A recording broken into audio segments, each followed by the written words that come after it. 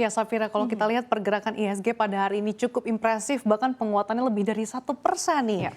Nilai transaksi juga cukup ramai dibandingkan hari-hari sebelumnya di 11 triliun. Sentimen global apa nih yang membuat laju IHSG cukup kencang? Kemudian dari segi pergerakan IHSG ini seperti apa sih? Iya, kalau kita lihat memang kalau berdasarkan teknikal begitu ya, IHSG berhasil menguat selama 2 hari beruntun. Dan kalau kita lihat pergerakan IHSG sudah mulai rebound sejak 17 Maret ke uptrendnya jangka pendek dan membentuk pola bullish reversal begitu ya. Dan kalau kita lihat memang kalau secara teknikal IHSG pun mampu menembus support di moving average 20 atau di level 6.746 yang memang sangat sulit ditembus dalam 3 hari perdagangan terakhir. Sementara itu kalau kita lihat resisten berikut di MA100 begitu ya, atau di level 6.852. Dan kalau kita lihat memang IHSG ditutup di kisaran di 6.839 begitu ya. Saya masih ada di antara level tadi.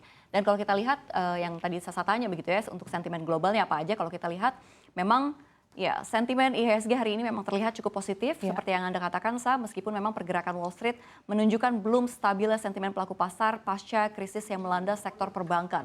Dan kalau kita lihat bursa saham Wall Street juga melemah pada perdagangan Selasa waktu setempat, meski tekanan sektor perbankan mereda, tetapi memang pelaku pasar nampaknya juga masih belum sepenuhnya nih kembali ke aset-aset beresiko. Dan kalau kita lihat sektor perbankan aset Amerika Serikat yang melesat pada awal pekan lalu, ini kembali mengalami koreksi meski begitu ya, kalau kita lihat sebetulnya ini tidak lagi mengalami aksi jual yang masif seperti beberapa pekan terakhir. Dan kalau kita lihat memang saham-saham teknologi yang mengalami penurunan paling besar, ini menjadi indikasi pelaku pasar dan kini memang kembali fokus ke suku bunga yang tinggi dan memang beresiko ada lagi resesi yang mungkin akan datang begitu. Dan kalau kita lihat juga Presiden The Fed Minneapolis Neil Kashkari juga mengatakan para pejabat The Fed memantau dampak kejatuhan sektor perbankan. Ia juga menegaskan kalau sistem perbankan saat ini memang resilient dan sehat, kemudian juga memiliki modal yang kuat dan liquid yang cukup memadai, serta mendapat dukungan penuh dari The Fed dan regulator lainnya meskipun memang tidak bisa ditampik begitu ya. Saya ini masih akan ada tekanan di sektor perbankan. Iya, jadi memang fokusnya saat ini ke suku bunga yang tinggi Iya. dan juga tadi terkait dengan ancaman resesi Amerika Serikat yang semakin dekat. Cukup menarik nih Fir, kalau kita lihat apakah dengan kolapsnya SVB, kemudian terjadinya krisis perbankan Iya. global yang merembet ke Amerika Serikat dan juga termasuk Eropa, ini membuat bank sentral utamanya The Fed ini mengendurkan kenaikan laju suku bunga acuannya Fir.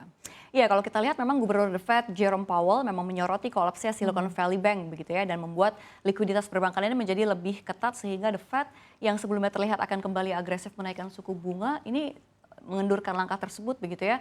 Selain itu juga perbankan juga akan pastinya akan lebih hati-hati dalam menyalurkan kredit sehingga inflasi juga bisa lebih cepat turun. Dan memang hikmah di balik kolapsnya SVB dan krisis perbankan di Amerika Serikat dan Eropa tampaknya membuat pelaku pasar yakin bahwa The Fed tidak akan menaikkan suku bunga lagi alias dovish. Bahkan banyak yang memprediksi juga suku bunga akan dipangkas pada bulan Juli nanti. Dan hal tersebut tercermin dari perangkat FedWatch milik CME Group, di mana memang pelaku pasar melihat ada probabilitas sebesar 54% bahwa The Fed akan memangkas suku bunganya 25 basis point menjadi 4,5% hingga 4,75%. Dan adapun Sasa kalau kita lihat The Fed juga pekan lalu menaikkan suku bunga sebesar 25 basis point menjadi 4,75% hingga 5%. Dengan demikian kalau kita lihat dalam 1 tahun terakhir The Fed ini total menaikkan suku bunga sudah sebanyak 9 kali sebesar 475 basis point. Iya, Fir, isu yang berhembus terkait pemangkasan suku bunga acuan The Fed tampaknya juga cukup disambut baik ya dengan pergerakan rupiah terhadap dolar Amerika Serikat yang bahkan kalau kita lihat saat ini sudah kembali nih ke level psikologis 15.100. Kita harapkan ini penguatannya semakin berlanjut ya supaya kembali lagi di bawah 15.000 rupiah per dolar. Kalau dari sentimen domestik tampaknya ini juga tidak kalah membuat pasar semeringah gitu ya. Ya betul sekali, Sa. Kalau kita lihat dari dalam negeri begitu ya, ada yang dari Kementerian Ketenagakerjaan tentunya Ibu Ida Fauzia memang mengungkapkan THR atau tunjangan hari raya 2023 wajib diberikan paling lambat H-7 Lebaran dan harus dibayarkan penuh dan tidak boleh dicicil. Ini artinya THR sudah harus diterima para pekerja atau buruh begitu ya pada tanggal 15 April 2023. Jadi saat ini nggak ada lagi nih alasan bagi perusahaan untuk nggak bayar atau cicil THR. Dan kalau menurut Ida Fauzia ini menurutnya kondisi ekonomi RI juga sudah membaik pasca COVID-19. Sebagai catatan saja Sasa dan juga pemirsa, bagi pekerja atau buruh yang memiliki masa kerja 12 bulan begitu ya atau lebih akan diberikan THR sebesar gaji 1 bulan. Sedangkan untuk pekerja atau buruh yang masa kerjanya kurang dari 12 bulan akan diberikan secara proporsional. Jadi ketentuan proporsional bagi yang masa kerja kurang 12 bulan akan dihitung begitu ya, sesuai jumlah bulan masa kerja dibagi 12 bulan dan dikali juga besaran gaji 1 bulan. Dan tentu hal ini diharapkan akan berdampak positif ya bagi perekonomian tanah air karena memang perputaran uang yang beredar akan semakin meningkat dan memberikan kesempatan bagi masyarakat nih untuk membelanjakan uangnya. Iya, tampaknya juga tercermin positif juga pada pergerakan saham-saham di sektor consumer dan juga retail pada hari ini ya, Fir ya. Nah, ternyata kalau kita berbicara soal sektoral, ini energi memimpin penguatan bahkan lebih dari 2%. Ini cukup anomali, Fir, karena kalau kita lihat batu bara saja ini sebetulnya harganya semakin melandai nih ke bawah $200 per ton. Tapi ternyata pergerakan saham-saham batubara hari ini cukup menarik, bahkan penguatannya juga cukup oke gitu kalau kita lihat. Sebenarnya sentimen apa sih yang membayangi sektor energi ini menjadi memimpin penguatan secara sektoral? Iya, kalau kita lihat memang mesti harga batubara secara global gitu ya melandai, namun kita bisa tutup mata begitu ya bahwa pesta durian runtuh batubara ini membuat kinerja keuangan sejumlah emiten pesta pora. Kalau kita lihat ada Bumi misalkan begitu ya, ada Bumi yang menorehkan kinerja yang ciamik sepanjang tahun 2022 di mana Bumi mencatatkan pendapatan senilai 8,53 miliar dolar atau setara 128,64 triliun rupiah sepanjang 2022 atau melesat 57% dibandingkan 2021. Dan kalau kita lihat pendapatan tersebut pun menjadi rekor emiten batubara di bawah naungan grup Bakri dan Salim.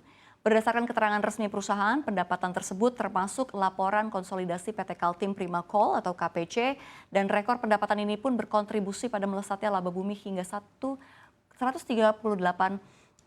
begitu ya atau nilainya 1,16 miliar dolar dibandingkan laba 2021 senilai 488 juta dolar. Dan kalau kita lihat memang dalam sepekan pun harga saham Bumi juga sudah menguat lebih dari 13% dan mencatatkan net foreign buy begitu ya lebih dari 300 miliar secara year to date.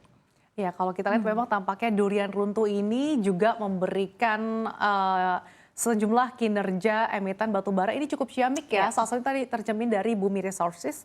Tapi kalau kita lihat memang tampaknya sejumlah emiten juga sudah mengumumkan kinerja keuangan termasuk ITMG juga yang ternyata kinerja keuangannya juga ternyata cukup impresif gitu ya, bahkan kenaikannya hingga ratusan persen. Sekali lagi disclaimer on segala keputusan investasi berada di tangan Anda. Terima kasih Safira atas review perdagangan ISG sepanjang hari ini.